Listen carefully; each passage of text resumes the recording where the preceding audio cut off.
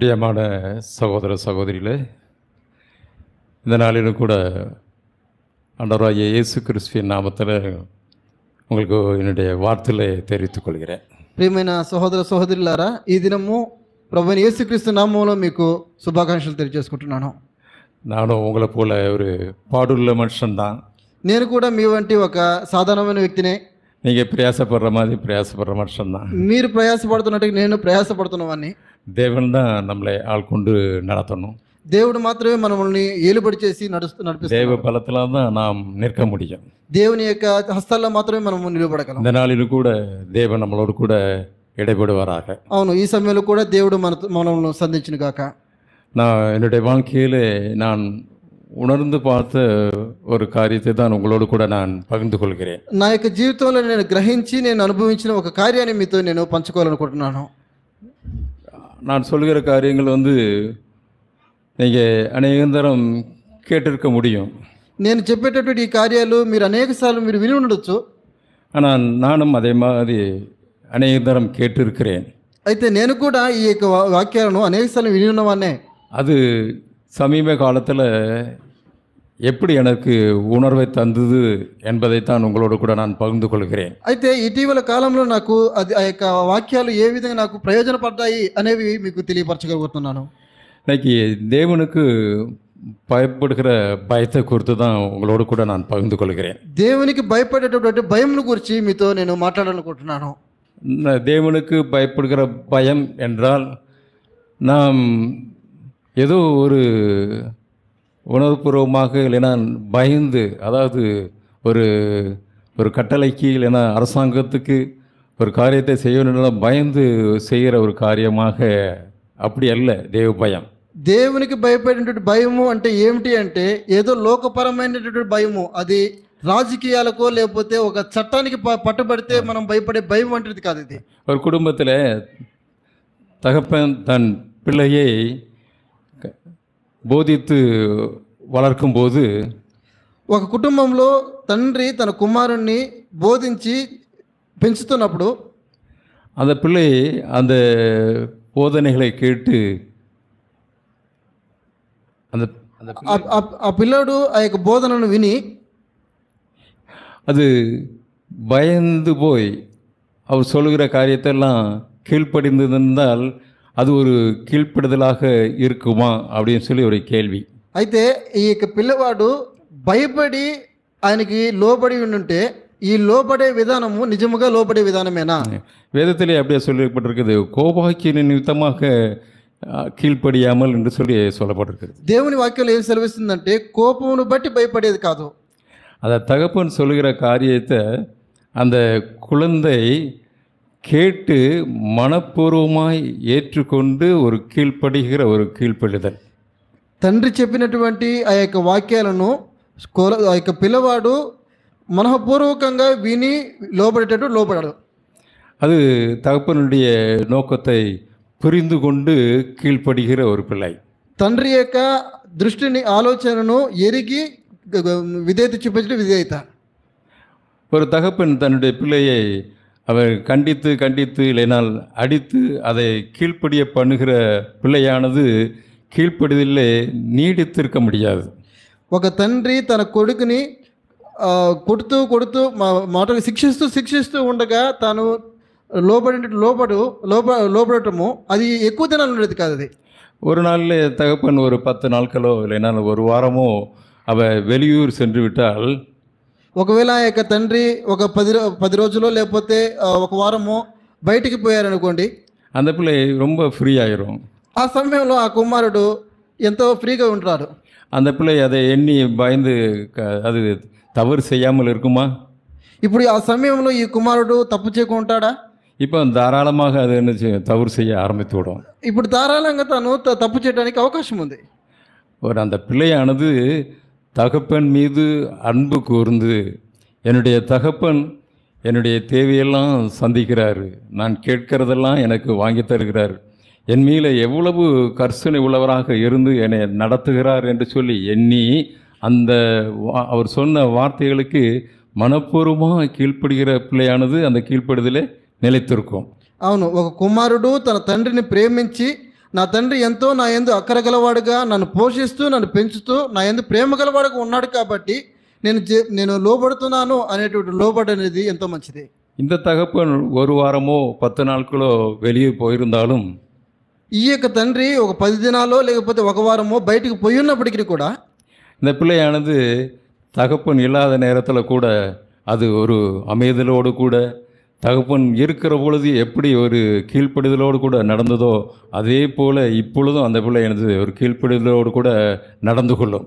ఈ కుమారుడు తన తండ్రి ఉన్నప్పటికీ లేకపోయినప్పటికీ తన తండ్రి ఏ విధంగా ఉన్నాడో, తండ్రి దగ్గర ఉన్నప్పుడు ఏ విధంగా ఉన్నాడో తండ్రి లేని సమయంలో కూడా అదే విధంగా ఉంటాడు. ஒருவேளை நான் தவறு செய்துவிட்டால் என்னுடைய தகப்பன் அறிந்து கொண்டால் எவ்வளவு வருத்தப்படுவார், இல்லையென்றால் அவர் எவ்வளவு வேதனைப்படுவார் என்று சொல்லி அந்த குழந்தை நினைத்து அது தவறு செய்யாமல் இருக்கும். ஆமா, ఈ కుమారుడు అయ్యో నేను కానీ ఒక తప్పు చేశానంటే నా తండ్రిని ఎంతగా దుఃఖపరుస్తుంది, ఎంత బాధిస్తుంది అనే ఒక ఆలోచన కలిగిన వాడుగా తప్పు చేయడం. அதே போல தான் அந்த தகப்பனுக்கும் அந்த பிள்ளைக்கும் ஒரு நல்ல ஒரு ஐக்கியம் இருக்கும். అవును, అదే విధంగా ఆ యొక్క కుమారునికి ఆ తండ్రికి మంచి ఒక సహవాసం ఉంటుంది. அப்படிப்பட்ட பிள்ளை மேலே தகப்பன் அதிகமாக அன்பு கூறுவார். అవును, ఇటువంటి బిడ్డ యందు తన తండ్రి ఎంతగానో ప్రేమ కలిగినవాడుగా ఉంటాడు.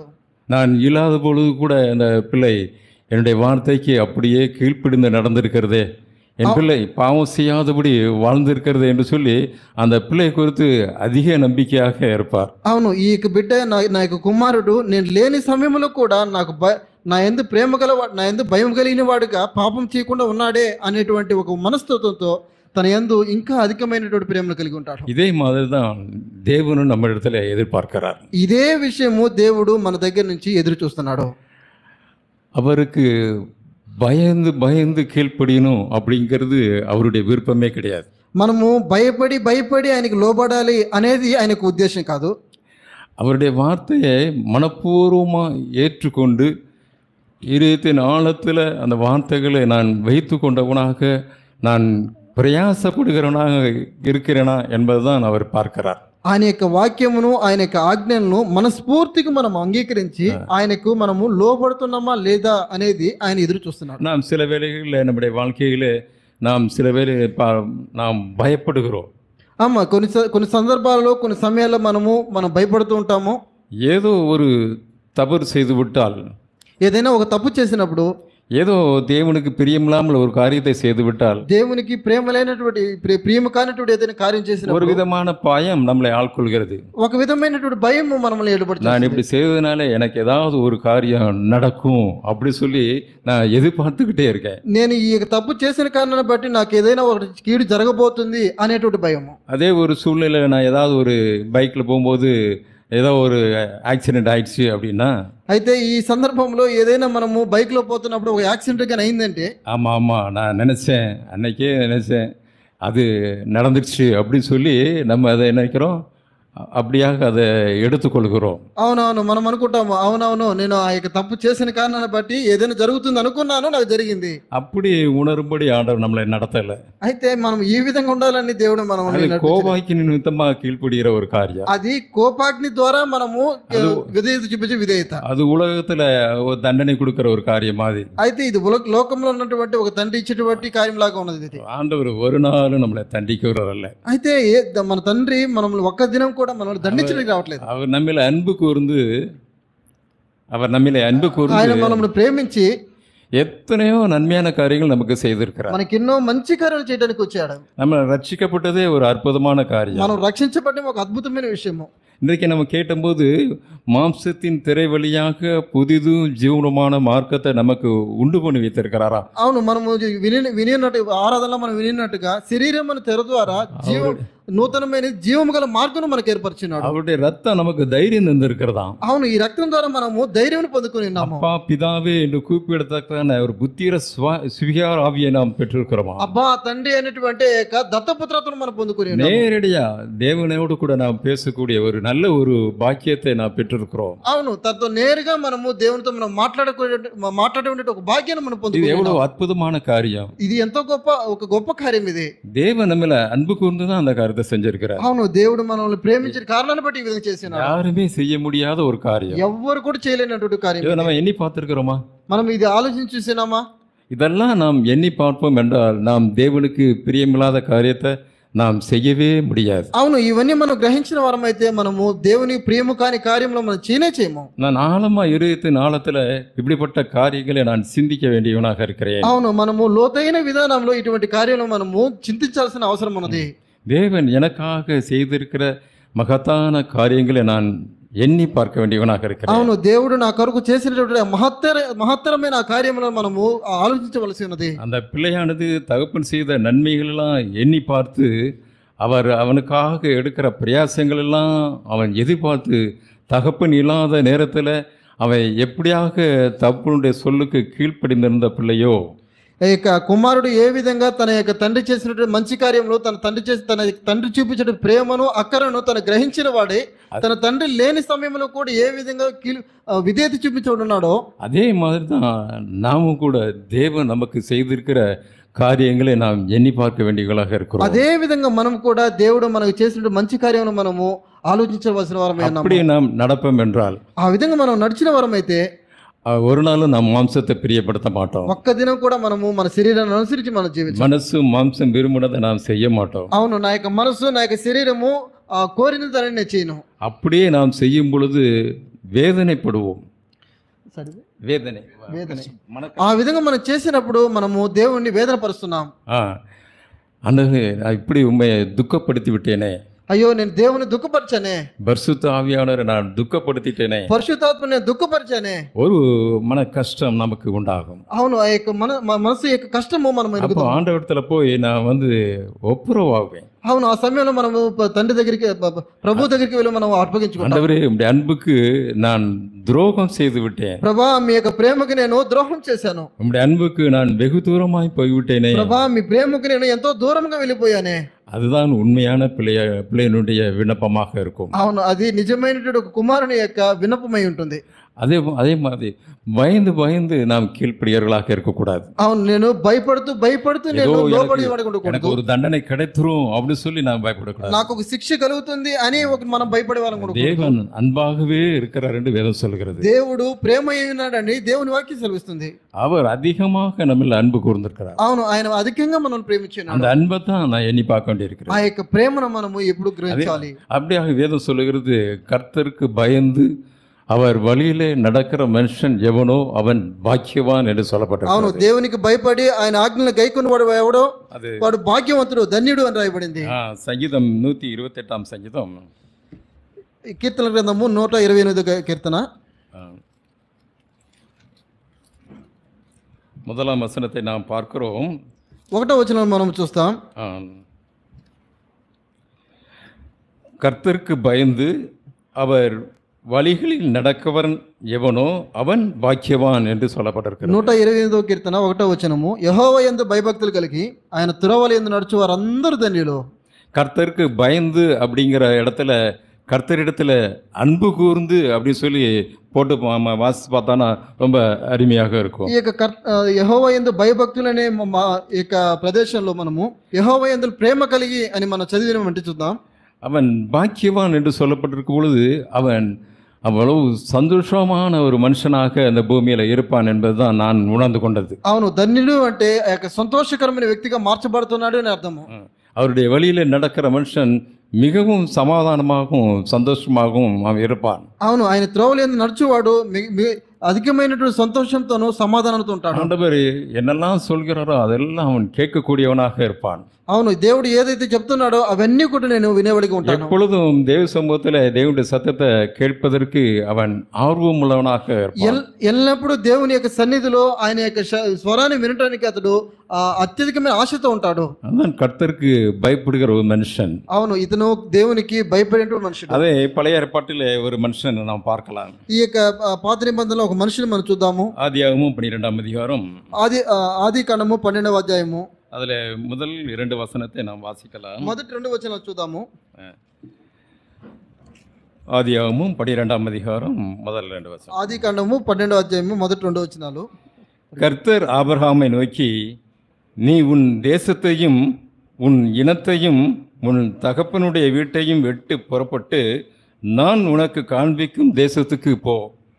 நான் உன்னை பெரிய ஜாதியாக்கி உன்னை ஆசீர்வதித்து உன் பேரை பெருமைப்படுத்துவேன், நீ ஆசீர்வாதமாய் இருப்பாய் என்று ஆபிரகாமோடு கூட தேவன் பேசுகிறார். ఆమా ఆది కాండము 12వ అధ్యాయము 1వ వచనం 2వ వచనం చదువుతున్నాను. యెహోవా నీవు లేచి నీ దేశం నుండి నీ బంధువుల యొద్ద నుండి నీ తండ్రి ఇంటి నుండి బయలుదేరి నేను నీకు చూపించి దేశానికి వెళ్ళము, నిన్ను గొప్ప జనముగా చేసి నిన్ను ఆశీర్వదించి నీ నామమును గొప్ప చేయుదును, నీవు ఆశీర్వాదంగా ఉందువు అని అబ్రహాంతో దేవుడు చెప్తున్నాడు. இந்த ஆபிரகாமை நாம் பார்க்கும் பொழுது அவன் உண்மையாய் தேவனுக்கு கீழ்ப்படிந்த ஒரு மனுஷனாக இருந்தார். అబ్రహామును మనం చూస్తున్నప్పుడు నిజంగా దేవునికి భయపడుతున్న ఒక వ్యక్తిగా ఇక్కడ కనబడుతున్నాడు. ஆண்டவர் அவர் நோக்கி சொல்கிறார், நீ உன் தேசத்தையும் உன் இனத்தையும் உன் தகப்பனுடைய வீட்டை விட்டு நீ புறப்பட்டு போ என்று சொல்கிறார். దేవుడు ఇక్కడ చెప్తున్నాడు, నీవు లేచి నీ దేశం నుండి నీ బంధువుల యొద్ద నుండి నీ తండ్రి ఇంటి నుంచి బయలుదేరి ఇక్కడ నుంచి పొమ్మంటున్నాడు. உடனே அவன் புறப்பட்டு போகிறதை பார்க்கிறோம். ஆண்டவருடைய வார்த்தைக்கு கீழ்ப்படிந்து போகிறதை అయితే பார்க்கிறோம். వెంటనే దేవుని యొక్క మాటకి లోబడి అతను బయలుదేరడం చూస్తున్నాము. அது எபிரேயர்ல பார்க்கலாம். அது ரொம்ப அருமையாக சொல்லப்பட்டிருக்கிறது. ఈ యొక్క వాక్యాన్ని హెబ్రీయుల్లో చూద్దాం మనము. 11వ అధికారం హెబ్రీయులకు రాసిన పత్రిక 11వ అధ్యాయం మనం చూద్దాం.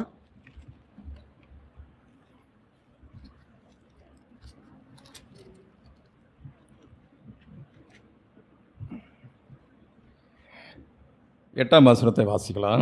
எபிரேயர் 11:8. விசுவாசத்தினாலே ஆபிரகாம் தான் சுதந்திரமாக பெறப்போகிற இடத்திற்கு போகும்படி அழைக்கப்பட்ட போது கீழ்ப்படிந்து தான் போகும் இடம் இன்னதென்று அறியாமல் புறப்பட்டு போனான் என்று பார்க்கிறோம். హెబ్రీయులకు రాసిన పత్రిక 11వ అధ్యాయము 8వ వచనం రాయబడి ఉంటుంది. అబ్రహాము పిలువబడినప్పుడు విశ్వాసమును బట్టి ఆ పిలుపులకు లోబడి తన స్వాస్థ్యంగా పొందనున్న ప్రదేశానికి బయలువెళ్ళను, మరియు ఎక్కడికి వెళ్ళవలనో అది ఎరుగక బయలువెళ్ళను. அவங்க கேள்வியை கேட்கல. అవును, నేను ఎక్కడికి పోవాలని అడగలేదు. ஆண்டவரே என்ன எங்கே போகணும் ஏது போகணுங்கிறதே அவன் கேட்கல. ప్రభా ఏంది ఎక్కడికి పోవాలి అని అంత అడగలేదు ఆయన. எங்கே போகுதுன்னே தெரியாது, போனா புறப்பட்டு போயிட்டான். ఎక్కడికి పోవాలని తెలీదు, వెళ్ళి నువ్వు బయలుదేరంటే బయలుదేరాడు. அதுதான் உண்மையான கீழ்ப்பிடுதல். అది నిజమైనటువంటి ఒక విధేయత. அவன் தேவனை விசுவாசித்தான் என்று பார்க்கிறோம். అక్కడ రాయబడి ఉంటుంది, దేవుణ్ణి అతడు విశ్వసించాడు. அதான் சொல்லப்பட்டிருக்கு, விசுவாசத்தினாலே ஆபிரகாம் தேவனுடைய வார்த்தைக்கு கீழ்ப்படிந்தான் என்று பார்க்கிறோம். దేవుని వాక్యం రాయబడి ఉంటుంది, విశ్వాసాన్ని బట్టి అబ్రహాము దేవుని యొక్క వాగ్దానానికి లోబడి అని ఉంటుంది. அது ஆதியாகமத்தில் பார்க்கலாம். ఆది కాండంలో మనం చూద్దాం. అది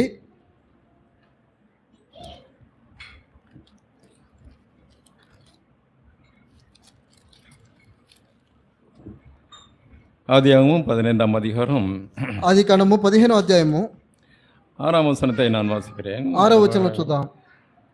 அவன் கர்த்தரை விசுவாசித்தான், அதை அவனுக்கு நீதியாக எண்ணினார் என்று சொல்லப்பட்டிருக்கிறது. అతడు యెహోవాను నమ్మెను, అది అతనికి నీతిగా ఎంచెను అని రాయబడింది. ஆண்டவர் அதுக்கு முன்பாக சொல்லுகிறார். 5ஆம் வசனத்தில் பார்க்கலாம். ప్రభు అంతకు ముందుగా చెప్తున్నాడు. 5వ వచనం చూడండి. அவர் அவனை வெளியே அழைத்து, நீ வானத்தை அண்ணாந்து பார், நட்சத்திரங்களை என்ன கூடுமானால் நீ அதில் எண்ணு என்று சொல்லி, பின்பு அவனை நோக்கி உன் சந்ததி இவ்வனமாக இருக்கும் என்றார். 5వ వచనం రాయబడి ఉంటుంది, మరియు ఆయన వెలుపలికి అతను తీసుకుని వచ్చి నీవు ఆకాశం వైపు తేరిచొచ్చి నక్షత్రం లెక్కించటకు నీ చేతనైతే లెక్కించమని చెప్పి నీ సంతానము అలాగవునని చెప్పాను. அப்பொழுதுதான் சொல்றார், அவன் கர்த்தரை விசுவாசித்தான், அதை அவனுக்கு நீதியாக எண்ணப்பட்டது என்று சொல்லப்பட்டிருக்கு. అప్పుడు అతడు యెహోవాను నమ్మెను, అది అతనికి నీతిగా ఎంచెను అని రాయబడింది. இப்படி தேவனுடைய வார்த்தையை நாம் விசுவாசிக்க வேண்டியவர்களாக இருக்கிறோம். అవును, మనము దేవుని యొక్క వాక్యాన్ని ఈ విధంగా మనము విశ్వసించాలి. அதுதான் கர்த்தருக்கு பயப்படுகிற பயம். అది దేవునికి భయపడేటువంటి భయం ఇది. ஆபிரகாம் ஒரு கேள்வி கேட்காமல் தான் போகும் இடம் இன்னதென்று புறப்பட்டு போனான் என்று சொல்லப்பட்டிருக்கிறது. అబ్రహాము ఎటువంటి ప్రశ్న లేకుండా తాను పోవలసిన ఆ యొక్క ప్రదేశానికి బయలుదేరాడు. இதே மாதிரி நீங்களும் நானும் கீழ்ப்படிய வேண்டியவர்களாக இருக்கிறோம். మనం ఇదే విధంగా దేవునికి నీవు నేను లోబడే వారు ఉండాలి.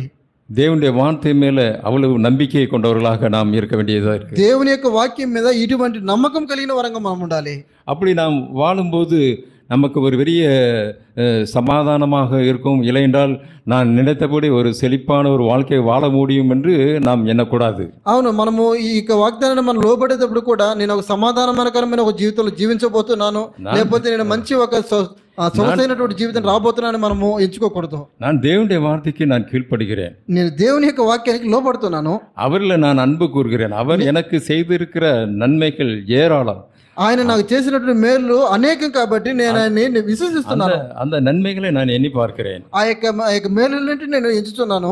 அதனாலே அவருடைய அன்பு கூர்ந்து நான் கீழ்ப்படுகிறேன். అందుకని ఆయన ప్రేమిస్తూ నేను లోబడుతున్నాను. அது ஒன்றுதான் நமக்கு தெரிய வேண்டும். అది మాత్రమే మనకు తెలిసి, அதுக்கு ஒரு பெரிய பிரதிபலனை நம்ம எதிர்பார்க்கணும்னு அவசியம் கிடையாது. దాని కొరకు మనం ఎంతో గొప్ప ప్రతిఫలాన్ని మనం ఎదురు చూడకూడదు. ஆபிரகாம் எந்த பிரதிபலனும் எதிர்பார்க்கல. అబ్రహాము ఎటువంటి ప్రతిఫలాన్ని ఎదురు చేసిన వాడు కాదు. போ என்று சொன்னார், அவன் பரப்பிட்டு வந்துட்டார். నీవు బయలుదేరు అంటే బయలుదేరాడు అంతే. அவர் பரப்பிட்டு வந்த பிறகு அவருக்கு ஏற்பட்ட சூழ்நிலையை பாருங்க. అయితే బయలుదేరి వచ్చిన తర్వాత జరిగినటువంటి సందర్భం చూడండి. எகிப்து தேசத்தின் வழியாக அவர் வருகிறார். ఆయన ఐగుప్తు దేశ మార్గంలోనే తను వచ్చాడు. அங்கே அவனுடைய மனைவி சாரா அங்கே ఫారోనుடைய அரண்மனைக்கு கொண்டு போகிறதை பார்க்கிறோம். అయితే తన యొక్క భార్య అయినటువంటి సారాయి అక్కడ ఫరో యొక్క ఆస్థానానికి తీసుకుపోబడింది. இது தேவனுக்கு தெரியாமல் இருந்ததா? ఈ యొక్క వాక్యము, ఈ యొక్క విషయము దేవునికి తెలియకుండా ఉన్నదా? எல்லாமே தேவனுக்கு தெரிந்ததுதான். సమస్తము దేవునికి తెలుసు. ஏன் அதை அவர் தடுத்திருக்கலாமே, ஆரம்பத்திலே தடுத்திருக்கலாமே. అయితే దేవుడు దానికి అడ్డుపరచవచ్చు కదా, ఆరంభంలోనే ఎందుకు చేయలేదు? ஏன் தடுக்கல? ఎందుకు అడ్డుపరచలేదు? அங்கே ஆபிரகாம் வந்து தேவன் மேல எவ்வளவு அன்பு வைத்திருக்கிறார் என்றுங்க தான் நாங்கள் பார்க்கப்படுகிறது. అయితే దేవుడు తన యందు ఎటువంటి ప్రేమను కలిగి, దేవుని యందు అతడు ఎటువంటి ప్రేమను కలిగి ఉండాలని పరీక్షించే నిమిత్తం మాకు రాయబడింది. அங்கே ஆபிரகாம் எந்த முறுமுறுப்பும் அங்கே முறுமுறுத்ததாக தெரியவில்லை. అయితే అబ్రహాం అక్కడ ఎటువంటి సరిగిన వాడిగా అక్కడ కనపడలేదు. அவர் அப்படியே அமைதியாக இருக்கிறார். అయితే తను నిశ్శబ్దంగా ఉంటున్నాడు. அங்கே தேவன் செய்கிற காரியத்தை பாருங்க. ఇక్కడ దేవుడు చేస్తున్న కార్యములు చూడండి. அது 16ஆம் வசனத்தில் பார்க்கலாம். ஆதியாகமம் 12ஆம் அதிகாரம், ఆది కాండము 16వ అధ్యాయము 12వ వచనం చదువుదాం. அது சாராய் நிமித்தம் அவன் ஆபிரகாமுக்கு தயை பாராட்டினான். அவனுக்கு ஆடு மாடுகளும் கழுதைகளும் வேலைக்காரனும் வேலைக்காரிகளும் கோழிகை கழுதைகளும் ஒட்டகங்களும் கிடைத்தது. ஆபிரகாமுடைய மனைவியாகிய சாராயின் நிமித்தம் கர்த்தர் பார்வோனையும் அவன் வீட்டாரையும் மகா வாதையினால் வாதித்தார் என்று பார்க்கிறோம்.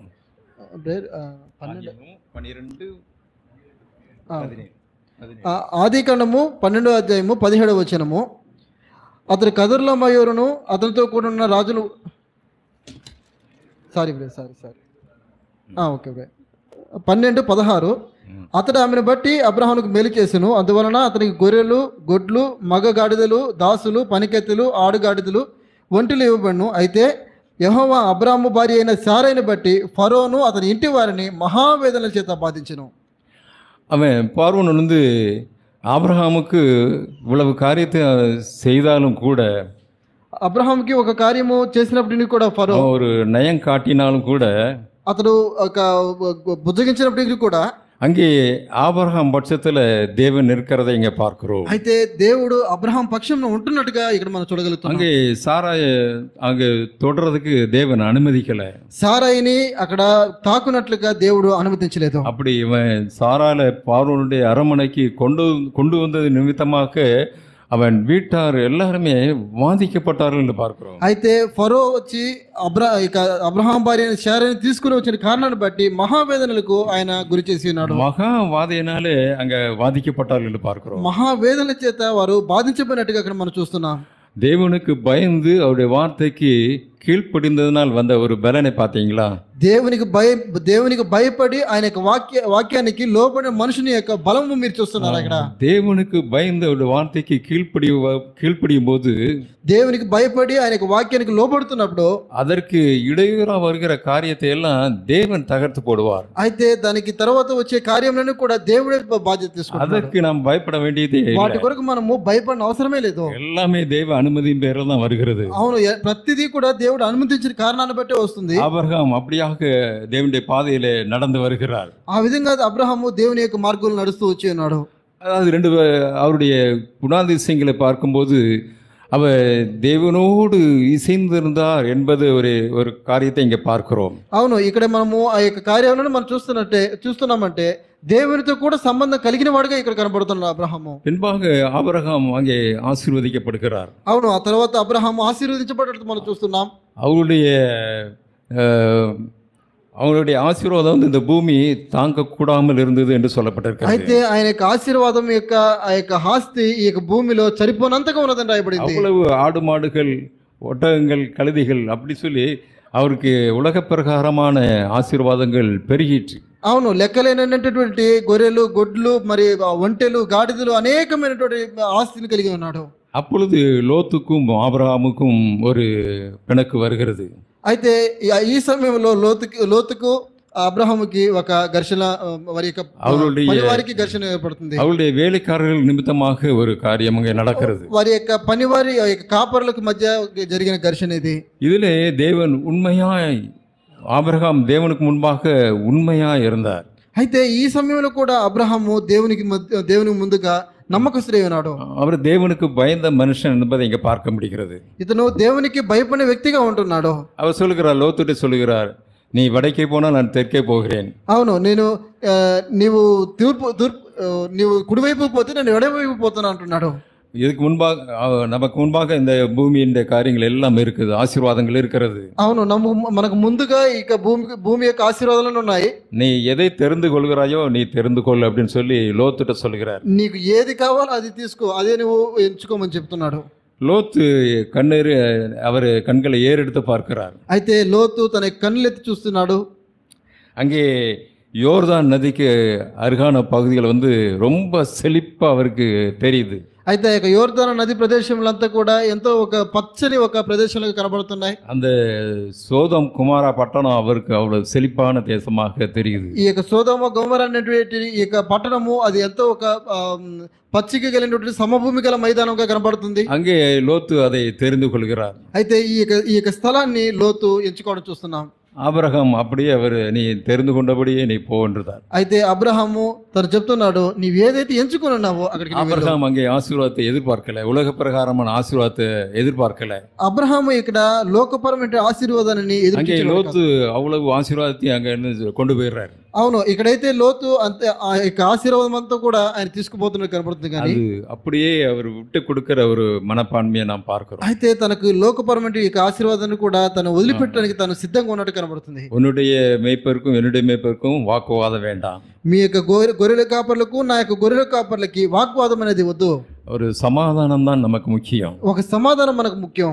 அந்த சமாதானத்தை அங்க என்ன செய்றார், ஆபிரகாம் கொண்டு வருகிறார். ఈ యొక్క సమాధానాన్ని అబ్రహాం తీసుకుని వస్తున్నాడు. இவன் தேவனுக்கு ஒரு பயந்த ஒரு மனுஷன். ఇతడు దేవునికి భయపడినటువంటి ఒక మంచి మనిషి. இதே போல நம்முடைய வாழ்க்கையிலும் கூட ஏற்படுகிற ஒரு சூழ்நிலையில நாம் நம்மை இலக்க கொடுக்க வேண்டியவர்களாக இருக்கிறோம்.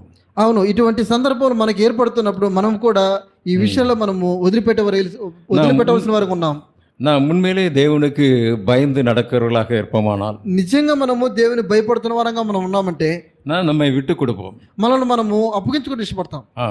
அதாவது வீட்டின் சொத்து சுகங்களமாக இருக்கலாம், అయితే అది ఒక ఇంట్లో ఉన్నటువంటి ఆస్తుల గురించి ఉండొచ్చు, இல்லையென்றால் வேலை ஸ்தலத்தில் ஒரு ப்ரமோஷன் ஒரு காரியமாக இருக்கலாம், లేకపోతే మన పని స్థలాల్లో ఉన్నటువంటి ఒక ప్రమోషన్ కి సంబంధించిన విషయమై ఉండొచ్చు, அது மாதிரி சபையில் ஒரு காரியம் இருக்கலாம், లేకపోతే సంఘంలో ఒక కార్యమై ఉండొచ్చు. இதுல எந்த ஒரு மனத்தாங்களும் அடையாதபடிக்கு நாம் மனப்பூர்வமாக விட்டு கொடுக்க வேண்டியவர்களாக இருக்கிறோம். ఈ విషయం మనం ఎటువంటి మరి మనస్పర్ధ లేకుండా మనఃపూర్వకంగా మనము ఆ విషయాలన్నిటిని అప్పగించుకోవాలి. அதுதான் உண்மையாய் தேவனுக்கு பயப்படுகிற பயம். ఇది నిజంగా దేవుని భయపడే భయం యొక్క ఆనవాలు. அப்படிதான் தேவன் நம்மிடத்துல எதிர்பார்க்கிறார். ఆ విధంగా మనల్ని దేవుడు ఎదురు చూస్తున్నాడు. நாம் சில வேளைகளில் வெளிப்படையான காரியங்கள்ல நம்ம நீதியாய் நடக்க பிரயாசப்படுகிறோம். நாம் చాలా సార్లు అనేక మంది బయట కనబడటకు నీతిమంతులు కనబడటానికి మనం ప్రయత్నిస్తున్నాం. மனுஷருக்கு முன்பாக நம்மளை நல்லவர்களாக காட்ட நாம் பிரயாசப்படுகிறோம். మనుషులకు ముందుగా మనము మంచి వారంగా కనపడాలని మనం చూసుకుంటున్నాం. இவங்க என்னை மோசமானவங்க சொல்லிடக்கூடாது, ఇతడు మోసమైన వాడు అని చెప్పకూడదు. அப்படின்னு சொல்லி மற்றவர்களுடைய நல்ல அபிப்பிராயத்தை நான் பெறணும் சொல்லி ஒரு காரியத்தை நான் செய்யக்கூடாது என்று தான் ஆண்டவர் சொல்லுகிறார். అయితే ప్రభు ఏం చెప్తున్నాడంటే మనుషుల దగ్గర ఉన్నటువంటి అభిప్రాయం గురించి నువ్వు ప్రయాసపడే ఉండకూడదు. இங்கே ஆபிரகாம் மனுஷருடைய அபிப்பிராயத்தை எதுவுமே அவன் தேடலை, யார்கிட்டையும் ஆலோசனை பண்ணலை. ఇక్కడ అబ్రహాము మనుషుని యొక్క అభిప్రాయాన్ని ఎదురు చూసినవాడు కాదు. நீ வடக்கே போனால் நான் தெற்கே போகிறேன், நீ தெற்கே போனால் நான் வடக்கே போகிறேன் அப்படின்ட்டு. నీవు తూర్పుకు పోతే నేను పడమరకు పోతాను, నీవు దక్షిణానికి పోతే నేను పశ్చిమానికి పోతాను. அது செழிப்போ அதில் வறட்சியோ அதெல்லாம் அவர் பார்க்கல. అది సమృద్ధి కలిగిన దేశమా లేకపోతే ఎడారి ప్రదేశమా అది నాకు అవసరం లేదు. அப்படியே நீ எதை தெரிந்து கொள்ளுதையோ அதை தெரிந்து கொள் அப்படின்னு சொல்லி லோத்துட்டு சொல்லிட்டார். నీవు ఏది ఎంచుకోవాలని కూడా ఎంచుకోవాలని లోతు చెప్తున్నాడు. இப்படிப்பட்ட ஒரு மனப்பான்மை நமக்கு தேவையா இருக்கிறது. ఇటువంటి మనస్తత్వము మనకి అవసరమైనది ప్రియులారా. ஆபிரகாம் வந்து பழைய உடன்படிக்கையில் உள்ள ஒரு மனிதர். ఈ యొక్క వ్యక్తి అబ్రహాము పాత నిబంధనకు సంబంధించి புதிய உடன்படிக்கையினுடைய காரியம் அவருக்கு தெரியாது. కొత్త నిబంధన యొక్క కార్యమే ఇతనికి తెలియదు. அப்படிப்பட்ட ஒரு மனுஷன் இந்த மாதிரி ஒரு நல்ல ஒரு தெய்வ பயம் கொண்ட ஒரு மனுஷனாக இருந்திருக்கிறார். అయితే ఇప్పుడు ఈ విధమైనటువంటి ఒక మనుషుడు దేవునికి భయపడినటువంటి ఒక మనుషుడిగా ఉన్నాడు. இந்த புதிய உடன்படிக்கை காலத்துல நீங்களும் நானும் அவரை காட்டிலும் எவ்வளவு நாம் நீதியாய் வாழ வேண்டியவளா இருக்கிறோம். అయితే ఈ నూతన బంధనకు సంబంధించినటువంటి నీవు నేను ఇతని కంటే మనం ఎంత నీతిగా జీవించవలసి ఉన్నది. இன்னொரு காரியத்தை பாருங்க, இப்படி கடந்து வருகிறதான வேலையில அங்கே தேவன் அவரை குறித்து ஒரு சாட்சி சொல்லுகிறதை பார்க்கிறோம். అయితే వీరు ఈ యొక్క దినాలు గడిచిపోతున్న సందర్భంలో దేవుడు ఆయన గురించి ఎటువంటి సాక్ష్యాన్ని ఇస్తున్నా చూడండి.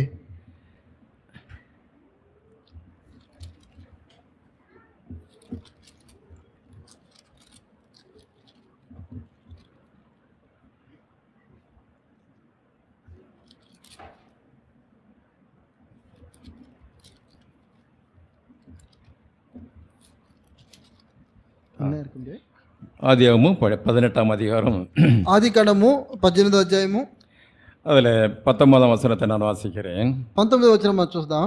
கர்த்தர் ஆபிரகாமுக்கு சொன்னதை நிறைவேற்றும்படியாய் அவன் தன் பிள்ளைகளுக்கும் தனக்கு பின்வரும் தன் வீட்டாருக்கும் நீங்கள் நீதியையும் நியாயத்தையும் செய்து கர்த்தருடைய வழியை காத்து நடவுங்கள் என்று கட்டளையிடுவான் என்பதை அறிந்திருக்கிறேன் என்று சொல்கிறார். దేవుడి యొక్క సాక్ష్యం ఇస్తున్నాడు. ఆదికాండము 18వ అధ్యాయము 19వ వచనంలో, ఎట్లనగా యెహోవా అబ్రహామును గురించి చెప్పినది అతని కలుగు చేయనట్లు తన తర్వాత తన పిల్లలను తన ఇంటి వారును నీతి న్యాయం జరిగించుచు యెహోవా మార్గమును గైకొనుటకు అతను వాడికి ఆజ్ఞాపించినట్లు నేను అతనిని ఎరిగి ఉన్నానను.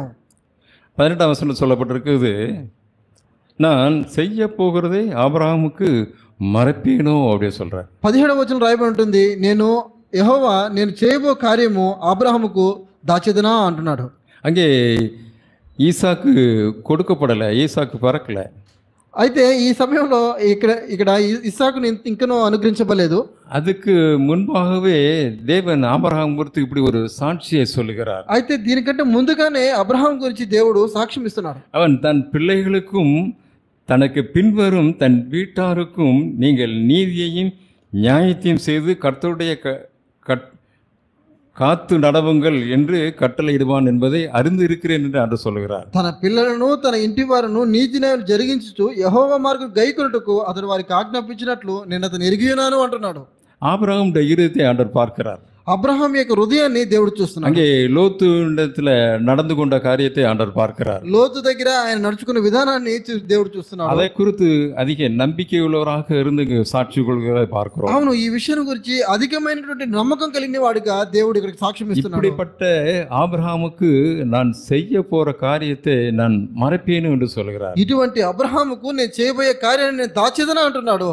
சோதோம் குமாரா அழிக்கப்படுகிறதுக்கு அங்கே ఆండవర్ அதை குறித்து சொல்லுகிறதை பார்க்கிறோம். ఈ సొదొమ గొమొరలు ఆ యొక్క నాశనం చేసే సమయంలో అబ్రహాముకి దేవుడు చెప్తున్నట్టుగా మనం చూస్తాం. அங்கே ஆபிரகாம் ஆண்டவரிடத்துல பரிந்து பேசுகிறதை பார்க்கிறோம். అయితే అబ్రహాము దేవుని దగ్గర పరితపిస్తున్నట్టు కనబడుతుంది. ஏனென்றால் லோத்து அங்கே சோதோம் குமாரா பட்டணத்துல இருக்கிறார். ఎందుకంటే లోతు సొదొమ గొమొర యొక్క పట్టణ సమీపంలో ఉన్నాడు. அழிக்க போகிறேன்னு சொல்கிறாரே அப்படின்னு சொல்லி ஆண்டவரிடத்துல மாறி மாறி பரிந்து பேசுகிறதை கெஞ்சுகிறதை பார்க்கிறோம். అయితే ఆ పట్టణాన్ని నాశనం చేయబోతున్నా అంటున్నాడే అని మాటి మాటికి ఆయన దగ్గర పరితపించి మరి మాట్లాడుతున్నట్టు కనబడుతుంది. ஆபிரகாமுடைய இருதயத்தை பார்த்தீங்களா? అబ్రహాం యొక్క హృదయాన్ని మీరు చూసారా? இதுதான் கர்த்தருக்கு பயப்படுகிற பயம். అవును, ఇది దేవునికి భయపడే భయం. தன்னிடத்திலிருந்து செழிப்பான காரியத்தில் எல்லா செல்வங்களையும் கொண்டு போன ஒரு சகோதரன். తనకున్నటువంటి సమృద్ధి అయినటువంటి అన్ని ఆస్తిని మొత్తం తీసుకున్న వ్యక్తి அது தேவனுடைய பார்வையில் அது பிரியமா இல்லல. అయితే ఇది దేవుని యొక్క దృష్టికి ప్రియమైనది కాదు. ஆனா அங்கே ஒரு காரியத்தை ஆண்டவர் செய்ய நினைக்கிறார். లోతుకి ஒரு காரியத்தை செய்ய நினைக்கிறார். అయితే లోతుకి ఒక కార్యం చేయడానికి దేవుడు ఆలోచిస్తున్నాడు. அங்கே சோதோம் குமாரா பட்டணம் வந்து பாவத்தில் பெருகி அது அக்கிரமம் மிகுந்த ஒரு பட்டணமாக மாறிவிட்டது. అయితే ఈ యొక్క సోదోము గొమొర పట్టణము ఇది పాపము అధికమయ్యి అది దేవుని యొక్క నాశనానికి గురి కాకపోతున్న పట్టణము. ஆபிரகாம் தேவனிடத்தில் மன்றாடின நிமித்தமாக லோத்தை அவர் காப்பாற்ற அவர் பிரயாசப்படுகிறார். అయితే అబ్రహాము దేవుని దగ్గర బతిమాలుకొని లోతుని ఆ ప్రదేశం నుంచి కాపాడడానికి అబ్రహాం ప్రయత్నిస్తున్నాడు. அப்போ வந்து தூதர்களை கொண்டு லோத்தை ஆபிரகாம் ஆண்டவர் வந்து சோதோம் குமாரா பட்டணத்தை விட்டு வெளியே கொண்டு வருகிறதை பார்க்கிறோம். ఆ సమయంలో దూతలను పంపించి దేవుడు ఆ యొక్క లోతుని ఆ యొక్క సొదొమ గొమొర పట్టణం నుంచి బయటికి తీసుకొచ్చి కనపడుతుంది. அண்ட சராசரத்தையும் படைத்த தேவன், సమస్తమును సృజించిన దేవుడు, அகலத்தையும் பூமியையும் படைத்த ஆண்டவர், భూమినే సృజించిన దేవుడు, சகல அதிகாரமும் அவருக்கு கொடுக்கப்பட்டிருக்கிறது. సకల అధికారం అనుగ్రహించబడి ఉన్నవి. அப்படிப்பட்ட ஒரு தேவன், అటువంటి దేవుడు ஒரு மனுஷனுடைய வார்த்தையை ஆண்டவர் வந்து கேட்கிறார். అయితే ఒక మనుషుని యొక్క ప్రార్థనను ఆలకిస్తున్నాడు. ஏனென்றால் அவனுடைய இருதயத்தை ஆண்டவர் பார்க்கிறார். ఎందుకంటే ఆయన యొక్క హృదయాన్ని దేవుడు ఎరిగి ఉన్నాడు. அவனுடைய இருதயம் தேவனுடைய இருதயத்துக்கு ஏற்றாற் போல அது மாறுகிறதை பார்க்கிறோம். ఆయనకి అబ్రహాము యొక్క హృదయము దేవుని హృదయానికి నేరుగా ఉన్నట్టుగా కనబడుతుంది. ஆகவே அங்கு தேவனுக்கு ஆபிரகாமுக்கு காரியத்தை அவர் கவனிக்கிறார். అవును, అందుకనే దేవుడు అబ్రహాం యొక్క కార్యాలన్నింటినీ గమనిస్తున్నాడు. இப்படிப்பட்ட ஒரு இருதயமாக தான் நம்முடைய இருதயம் மாற வேண்டி இருக்கிறது. అవును ప్రియులారా, మన యొక్క హృదయం కూడా ఇటువంటి హృదయంగా మార్చబడాలని దేవుడు. இதுதான் கர்த்தருக்கு பயப்படுகிற பயம். ఇది దేవునికి భయపడేటువంటి భయం. ఇది அவர் வழியில் நடக்கிற மனுஷனுடைய காரியம் இதுதான். ఆయన యొక్క మార్గంలో నడిచేటువంటి మనుషుల యొక్క హృదయం ఇదే. அவர் எப்படி நீதியாக நடந்தாரோ அதே போல நீதியாக நடக்க பிரயாசப்படுகிற ஒரு வாழ்க்கை. ఆయన ఏ విధంగా నీతిమంతులు జీవించినాడో మనము ఆ విధంగా నీతిమంతులు జీవించాలనేదే ఆయన కోరిక. இந்த பூலோகத்தில் ஆண்டவர் இயேசு கிறிஸ்துவை உலகத்துக்கு அனுப்பி தேவன் நீதியை குறித்தும் அவர் இந்த உலகத்தில் நியாயத்தை குறித்தும் அவர் அப்படியாக காண்பித்தார். అవును, దేవుడు చెప్తున్నాడు ఆ యొక్క నీతిని గురించి తీర్పుని గురించి పరిశుద్ధాత్ముడు మరి న్యాయం తీరుస్తుంటున్నాడు. இயேசு கிறிஸ்து அப்படியாக அந்த பூலோகத்தில் வாழ்ந்து காமித்தார். యేసు క్రీస్తు ఈ విధంగా జీవించున్నాడు. அவர்தான் நமக்கு நல்ல மாதிரி. ఆయన మనకు మంచి మాదిరి. பழைய உடன்படிக்கையிலே தேவ மனிதர்கள் காரியங்களை நாம் பார்த்தோம். పాత నిబంధనలో మనము ఇక మనుషుని యొక్క జీవితాన్ని మనం చూసి ஆபிரகாமை நாம் பார்த்தோம். அவரிடத்துல காணப்பட்ட நல்ல ஒரு பண்புகளை தேவனுடைய குணாதிசயத்தை நாம் பார்த்தோம். అబ్రహాం గురించి ఆయన దగ్గర ఉన్న మంచి సద్గుణాల గురించి మనం చూసి ఉన్నాము. ஆனால் புதிய உடன்படிக்கையிலே ஆண்டவராய் இயேசு கிறிஸ்து தான் நமக்கு ஒரு மாதிரியாக இருக்கிறார். అయితే క్రొత్త నిబంధనలో ప్రభువైన యేసుక్రీస్తు ప్రభువు వారే మనకు మాదిరి ఉన్నాడు. எல்லாவற்றிலும் நம்மை போல அவர் சோதிக்கப்பட்டவராக இருந்தார். అన్ని విషయంలో మన వలె శోధించబడినటువంటి వ్యక్తి. அப்படி சோதிக்கப்பட்டும் பாவம் செய்யாதவராக வாழ்ந்து காண்பித்தார். ఆ విధంగా శోధించబడినప్పటికీ కూడా పాపం చేయకుండా జీవించిన వ్యక్తి. அப்ப நன்மை செய்கிறவராகவே இருந்தார் என்று பார்க்கிறோம். అవును, ఆయన మంచి చేస్తూ తిరిగి ఉన్నాడు రాయబడింది. அவருக்கு சகல அதிகாரமும் கொடுக்கப்பட்டிருந்தது.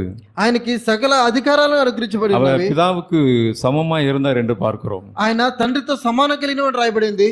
அதை அவர் கொள்ளையாடின பொருளாக எண்ணாமல் என்று சொல்லப்பட்டிருக்கிறது. ఆయన ఆ యొక్క భాగ్యాన్ని తనకి ఉంచుకోవాలనుకోలేదు.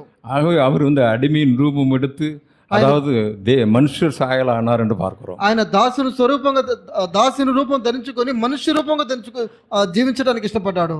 மாம்சத்தையும் இரத்தத்தையும் உடைய மனுஷனாக இந்த பூலோகத்தில் வருகிறது என்றால் அது எவ்வளவு பெரிய ஒரு காரியம் என்பதை பார்க்க, அது பெரிய ஒரு தாழ்மை. అవును, దేవుడు ఆయన మాంసమును రక్తమును ధరించుకొని భూమి మీద జీవించడం విధేయత కలిగిన విషయం అది. அவர் பரலோகத்தில் இருக்கிறார், ஒரு மேன்மையான இடத்துல இருக்கிறார். ఆయన పరలోకంలో ఉన్నాడు, ఒక అత్యున్నత స్థానంలో ఉన్నాడు. பிதாவோடு கூட அவர் இருக்கிறார், తండ్రితో కూడా ఉన్నాడు. அதை அவர் மேன்மையாக அவர் அதை துறந்து வருகிறார், மேன்மையை துறந்து வருகிறார். அந்த மேன்மையான இடத்திலிருந்து தாழ்மையான ஒரு இடத்துக்கு பூமிக்கு அவர் வருகிறார். అవును, అత్యున్నతమైన స్థానం నుంచి అది తక్కువైన స్థానానికి దిగి వస్తున్నాడు. உங்களைப் போல என்னை போல ஒரு பாடுள்ள மனிதனாக இந்த உலகத்துக்கு வருகிறார். మీ వలే నా వలే ఒక ప్రయాసపడే వ్యక్తిగా ఆయన మారబడ్డారు.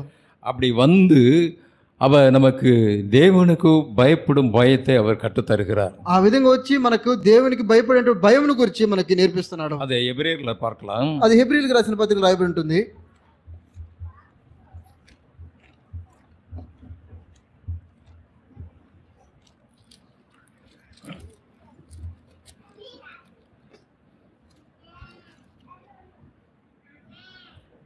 எபிரேயர் 5ஆம் அதிகாரம் 7ஆம் வசனத்தை வாசிக்கிறேன். హెబ్రీయులకు రాసిన పత్రిక 5వ అధ్యాయము 7వ వచనం చదువుతున్నాను.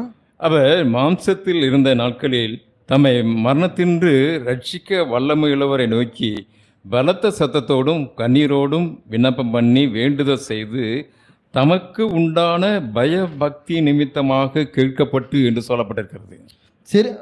5వ అధ్యాయం 7వ వచనము, శరీరధారి అయిన దినముల్లో మహారోదనంతోనూ కన్నీళ్లతోనూ తను మరణం నుండి రక్షించగలవానికి ప్రార్థనలను యాచనలు సమర్పించి భయభక్తి కలిగి ఉన్నందున ఆయన అంగీకరించబడిను అని రాయబడి ఉన్నది. அவர் பரலோகத்தில் இருக்கும்போது அல்ல, உங்களைப் போல என்னைப் போல மாம்சத்தில் வந்து மாம்சத்தில் இருந்த நாட்களில் மரணத்திலிருந்து ரட்சிக்க வல்லமை நோக்கின்னு போட்டிருக்கு. అవును, ఇక్కడ రాయబడి ఉంటుంది, తను ఆ యొక్క మహారోదనతో కన్నీళ్లతో ప్రార్థించి మరణం నుంచి రక్షించగలవని ప్రార్థనలు యాచనలు సమర్పించి రాయబడి ఉంటుంది. அவர் பலத்த சத்தத்தோடும் கண்ணீரோடும் விண்ணப்பம் பண்ணினார் என்று சொல்லப்பட்டிருக்கு. ఆయన మహారోదనతో కన్నీళ్లతో ఆయన ప్రార్థించడం రాయబడింది.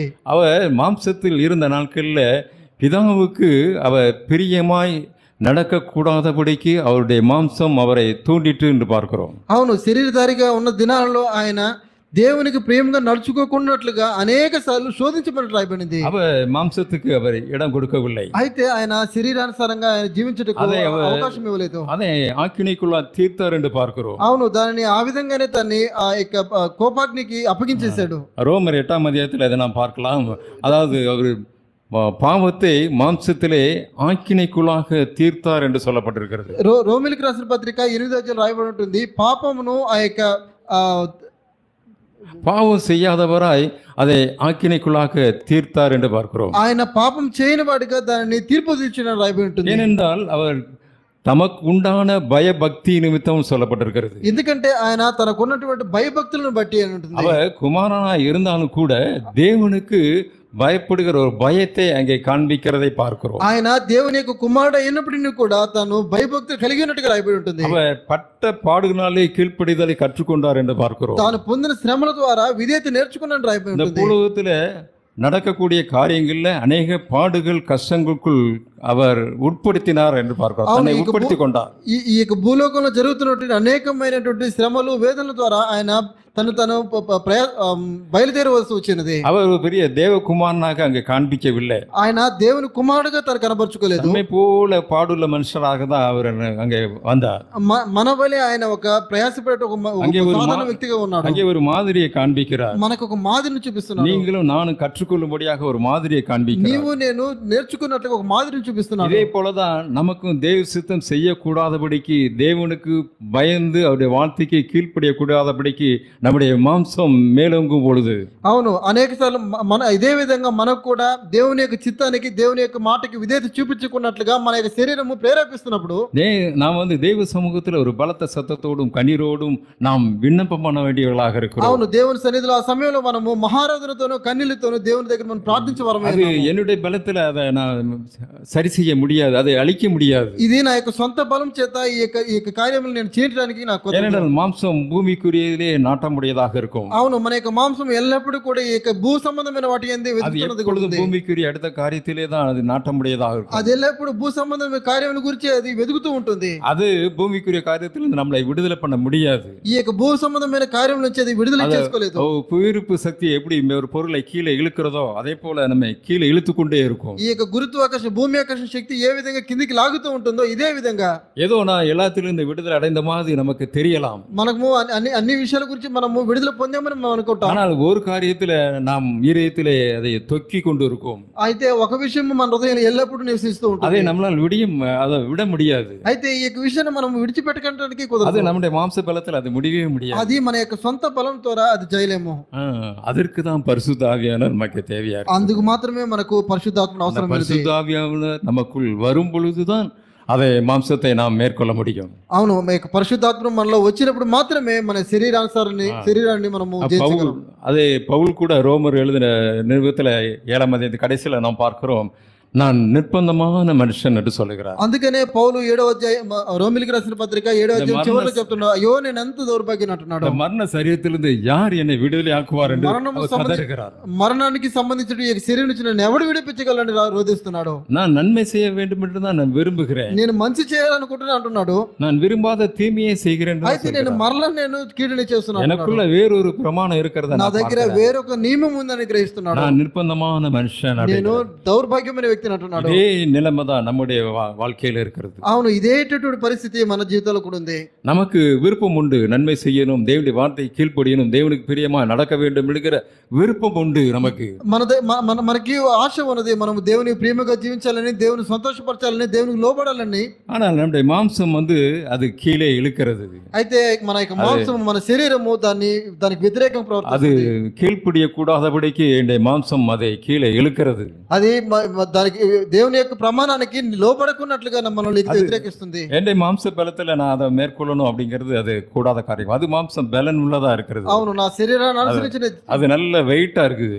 అవును, నేను నా యొక్క శరీరాన్ని అనుసరించి దాన్ని జయించడం అనేది నాకు కూడని కార్యంగా ఉంది. அப்பதான் பவுல் சொல்றாரு, ஆவியின் பிரமாணம் என்னை பாவம் மரணங்க பிரமாணத்திலிருந்து என்னை விடுதலை ஆக்கிட்டு அப்படிங்கிறார். అవును, పరిశుద్ధాత్మ యొక్క ప్రమాణం నన్ను పాప మరణం నుంచి నన్ను విడిపించినట్టున్నాడు. அந்த கனமான காரியத்தை யார் விடுதலை ஆக்குவார்? ఆ యొక్క కార్యమును ఎవరు విడుదల చేస్తారు? அது பரிசுத்த ஆவியானவர் தான் நம்மளை விடுதலை ஆக்க முடியும் என்கிறது. పరిశుద్ధాత్మ మాత్రమే మనల్ని విడుదల చేయడానికి. அதான் அப்போஸ்தலன் பவுல் அப்படிதான் சொல்கிறார், இந்த ஆவியின் பிரமாணம் பாவம் மரணம் என்கிற பாவம் மரணம் என்கிற காரியத்திலிருந்து என்னை விடுதலை ஆக்கிட்டு என்று சொல்ல, பிரமாணத்திலிருந்து என்னை விடுதலை ஆக்கிட்டு என்று சொல்கிறார். అవును, పౌలు సెలవిస్తున్నాడు, క్రీస్తునందు జీవమునిచ్చు ఆత్మ యొక్క నియమము పాప మరణముల నియమం నుండి నన్ను విడిపించినట్టున్నాడు. அதுதான் நாங்கள் ஆண்டவராக இயேசு கிறிஸ்து நமக்கு சொல்லுகிற காரியம் அதுதான். అవును, ఆ ప్రభు యేసుక్రీస్తు ప్రభువు వారు మనకు సెలవిస్తున్న కార్యం ఇదే. என்னால் என்று உங்களால் ஒன்றும் செய்யக்கூடாதுன்னு தான் சொல்கிறார். నాకు వేరేగా ఉండి మీరు ఏది చేయలేరు అంటున్నారు. எதை செய்தாலும் என்னால் அன்றி உங்களால் ஒன்று கூடாது அப்படின்னு தான் మీరు ఏది చేసినా కూడా నేను లేకుండా మీరు ఏది చేయలేరు. ஏன்னா ஆண்டவர் இயேசு கிறிஸ்து நமக்கு மாதிரியாக காண்பித்து இருக்கிறார். మన ప్రభు యేసుక్రీస్తు ప్రభు వారు మనకు మాదిరి చూపించినాడు. அவர் மாம்சத்தில் இருந்த நாட்கள்ல மனத்தின் ரட்சிக்க வல்லமை நோக்கி பலத்த சத்தத்தோடும் கண்ணீரோடும் விண்ணப்பம் பண்ணியிருக்கிறார். అవును, తను మా శరీరధారిగా ఉన్నప్పుడు తన మరణం నుంచి రక్షించగలవానికి మహారోదనతో కన్నీళ్లతో ప్రార్థించాడు. நான் ஒரு தேவகுமாரன், நான் இதில் ஈஸியா இருந்து நான் விடுதலை ஆயிடுவேன் அப்படிலாம் சொல்லல. నేను దేవుని కుమారుని, నేను ఈజీగా నేను విడుదల అవ్వగలను అని చెప్పట్లేదు. பாடுகளுக்கு உட்படுத்தினார் என்று பார்க்கிறோம். తను తాను శ్రమ పొందడానికి అప్పగించుకున్నాడు రాయబడింది. பாடுகளினாலே அவர் கீழ்ப்படிந்தார் என்று తాను பார்க்கிறோம். పొందిన శ్రమల ద్వారా విధేయత నేర్చుకున్నాడు రాయబడింది. கர்த்தருக்கு பயப்படுகிற பயம் என்றால் என்னங்கிறதுக்கு நான் சொல்ல வரேன். దేవునికి భయపడే భయం ఏమిటి అనేది నేను చెప్పాలనుకుంటున్నాను. பழைய உடன்படிக்கையிலே ஆபிரகாம் அப்படியாக தேவனுக்கு பயந்து நடந்தான் என்று பார்க்கிறோம். పాత నిబంధన జీవితంలో అబ్రహాము ఆ విధంగా దేవునికి లోబడినట్టు మనం చూస్తాం. புதிய உடன்படிக்கையில் ஆண்டவராய் இயேசு கிறிஸ்து எவ்வளவாய் தேவனுக்கு பயந்து இருந்தார், பயபக்தியா இருந்தார் என்பதை பார்க்கிறோம். అయితే నూతన బంధనలో ప్రభు యేసుక్రీస్తు ప్రభువారు ఏ విధంగా దేవునికి భయపడి లోబడి ఉన్నాడో మనం చూసాం. யோவான் 15ஆம் அதிகாரம், యోహాను సువార్త 15వ అధ్యాయము.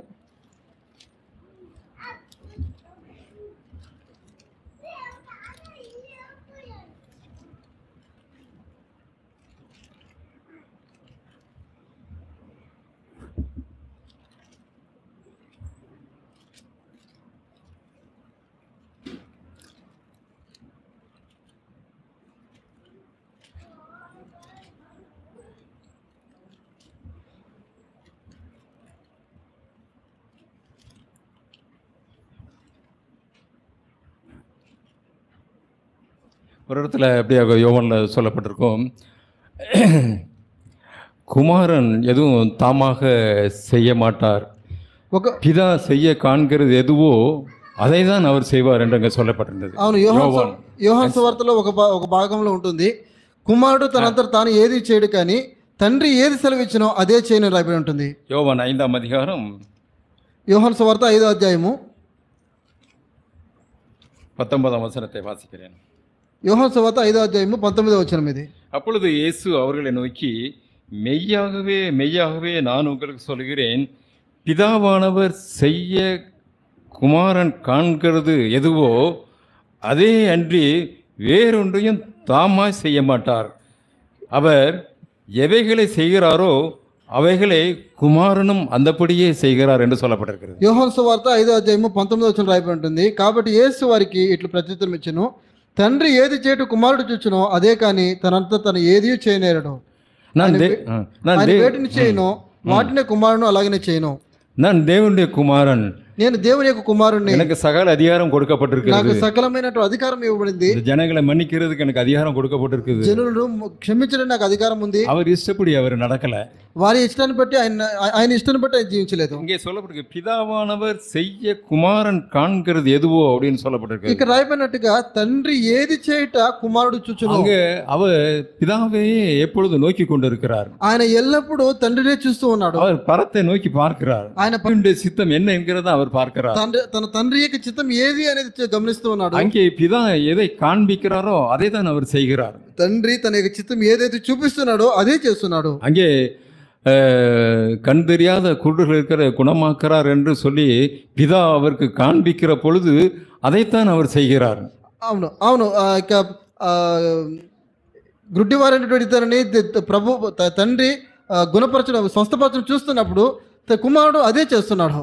அங்கே முடமான ஒரு சகோதரனை அங்கே கொண்டு வருகிறார்கள், அது பிதா அவருக்கு காண்பிக்கிறார், அங்கே அவர் స్వస్థమాக்குறார். ఆ యొక్క బలహీనమైన వ్యక్తిని తండ్రి దగ్గరికి తీసుకొస్తున్నప్పుడు తండ్రి దగ్గర కుమారుడు ఆ విధంగా చూస్తున్నాడు. ஒரு இடத்துல கானானேஸ்ரி தன் பிள்ளைக்கு சுகம் கிடைக்க வேண்டும் சொல்லி இயேசுவோட இடத்துல வருகிறார். ఒక సమయంలో కానాన్ స్త్రీ తన యొక్క కుమార్తెకు స్వస్థత కొరకు యేసుక్రీస్తు దగ్గరికి వస్తుంది. அங்கே ஆண்டவராக இயேசு கிறிஸ்து சொல்கிறார், நான் இஸ்ரவேலுக்கு அல்லாமல் மற்றவங்களுக்கு நான் செய்ய முடியாதுங்கிற மாதிரி சொல்கிறார். అక్కడ యేసుక్రీస్తు ప్రభువు ఏం చెప్తున్నాడంటే, నేను ఇశ్రాయేలుకి కానీ మీ దగ్గరికి నేను రాలేదన్నట్టుగా చెప్తున్నాడు.